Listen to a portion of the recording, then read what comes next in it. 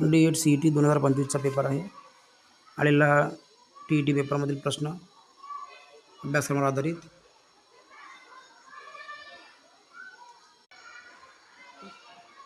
Karl Marx या मानवतावादी विद्यार्थ्यांचे अध्ययन चांगले व्हावे म्हणून त्यांनी जे 4 ऑप्शन दिलेल्यापैकी अध्ययन क्षेत्र हे विद्यार्थ्यांच्या दृष्टीने प्रतिकूल असावे. ऑप्शन 3 हे उत्तर बरोबर आहे.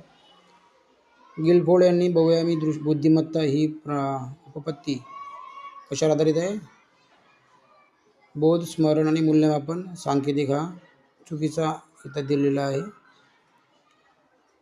त्यानंतर आहे प्राथमिक इयत्तेमध्ये कोणत्या अध्ययनारूप आधी वस्तू व नंतर वर्णन असते? त्याला म्हणतात मूर्ताकडून अमूर्ताकडे.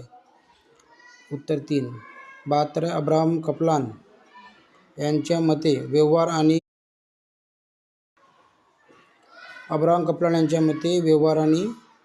तथ्य यांच्या तुलनेत सांकेतिक चिन्ह म्हणजे उपपत्ती होय. ऑप्शन पहिला. खालीलपैकी कोणते मतिमंदत्व शरीराच्या हार्मोनच्या अनियमित स्रावामुळे होते? तर ते आहे हेक्टोफिलम या व्हायरसमुळे, याच्यामुळे स्रावामुळे होते. 2 परिस्थितीमध्ये जर समान घटक असतात अध्ययन संक्रमण होते असे मत कोणी मांडले? मग थांडक यांची समान घटक उपपत्ती. ऑप्शन क्रमांक 2.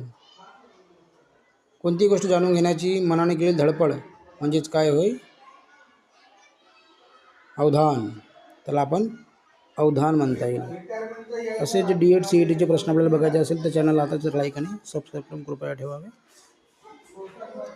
आपण ॲन्सर की लगेच आपल्या चॅनलवर अपलोड करणार आहोत.